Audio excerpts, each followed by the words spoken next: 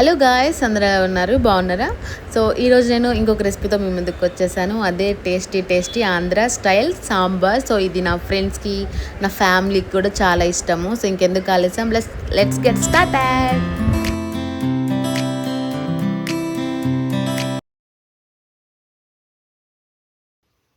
First అయితే మనం చింతపండు నానబెట్టుకోవాలండి. సో ఒక పెద్ద నిమ్మకాయ అంత సైజు చింతపండు తీసుకొని నేను హాట్ వాటర్లో నానబెట్టుకున్నాను.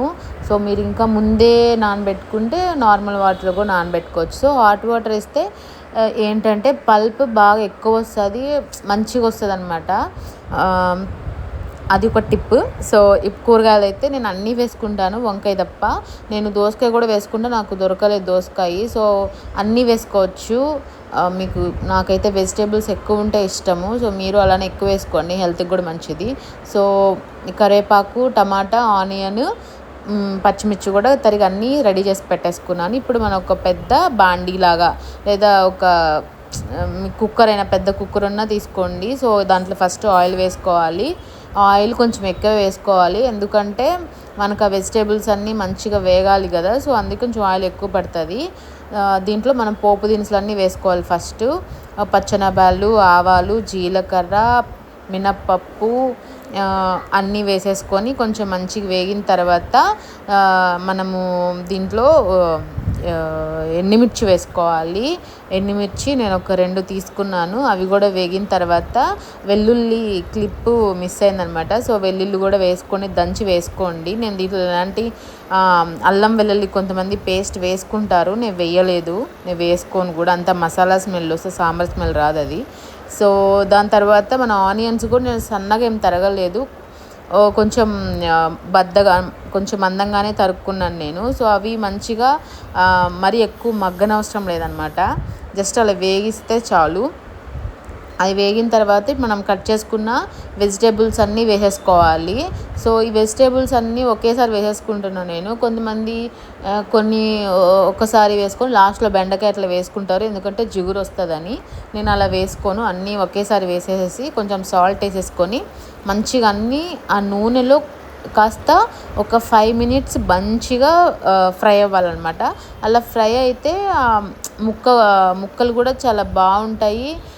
ఇలా జిగురు, బెండకాయ కూడా జిగురు రాదనమాట ఎక్కువ. మీరు కావాలంటే సార్ ట్రై చేయండి. సో ఇవి మంచిగా ఆయిల్లో ఫ్రై చేసుకోవాలి 2 నిమిషాలు. దాని తర్వాత మనం పసుపు వేసుకోవాలి. సో పసుపు కూడా వేసుకొని మంచిగా ఆ ముక్కలకి పట్టేలాగా కలిపి పెట్టుకోవాలి.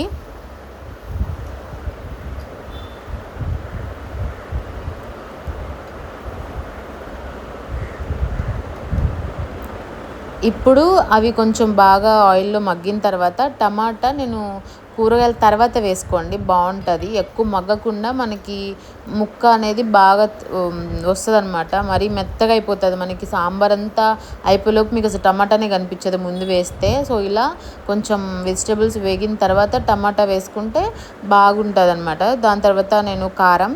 సో మీకు ఈ కారం స్టోరీ నేను తర్వాత ఒక లాగ్లో చెప్తాను. సో ఈ కారంలో నేను ఈ కారం ఒక్కటే వేస్తాను, ఇంక ఏ మసాలాలు, ఎందుకంటే ఈ కారంలోనే నేను అన్నీ కలిపి పట్టించుకుంటాను అనమాట నేను ఇంటి దగ్గర.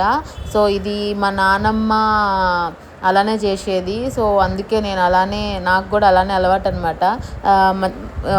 రా మిరపకాయల పొడి అట్లా ఏమి ఉండదు, దీంట్లో అన్నీ మిక్స్ చేసి పట్టించుకుంటాం మేము. సో ఈసారి నా వీడియో చేసి పెడతాను నేను. అందుకే నేను ఏ కూరలో కూడా ఈ కారప్పొడి వేస్తాను, ఇంకేం వేయను అనమాట, బికాస్ దీంట్లో అన్నీ ఉంటాయి కాబట్టి. సో అవి కొంచెం కారం వేసి వేగిన తర్వాత మనం వాటర్ పోసేసుకోవాలి. ముక్కలు ముగినంత వరకు వాటర్ పోసేసుకొని మీడియంలో పెట్టుకొని మంచిగా ఉడికించుకోవాలి. చూసారా, వాటర్ అన్నీ పోయినాయి, మంచి ముక్కలు ఉడికినాయి. సో ఇప్పుడు ముందుగా నేను ఉడకబెట్టుకున్నాను. ఇది వచ్చి ఒక 1/2 కిలో ఉంటుంది అనమాట కందిపప్పు. మంచిగా ఉడకబెట్టుకొని మెత్తని పేస్ట్ చేసేసుకొని వేసేసుకున్నాను. మనకి వాటరు ఎంత కావాలో అంత వేసుకోవచ్చు, మరి నీళ్ళుగా చేసుకున్నా బాగోదు. కొంచెం మీడియంగా ఉండాలన్నమాట సాంబార్ అనేది.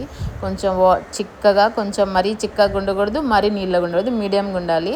అది మీరు అడ్జస్ట్ చేసుకొని వేసుకోవాలి. సో చూసారా, మీకు చూపిస్తున్నా చూడండి ముక్కలు. మనం పప్పు వేసిన తర్వాత ముక్కలు అసలు ఉడికిన లేదో తెలుస్తుంది మనకి. ముక్క ఎప్పుడైనా ట్రాన్స్పరెంట్గా కనిపిస్తుంటాయి మీకు, ఇవి సొరకాయ అలాంటివి వేసినప్పుడు తెలుస్తుంది అనమాట ముక్క ఉడికిందో లేదో. సో ఇప్పుడు నేను ఆ చింతపండు అంతా తీసుకున్నాను, పల్పు అదంతా వేసుకున్నాను.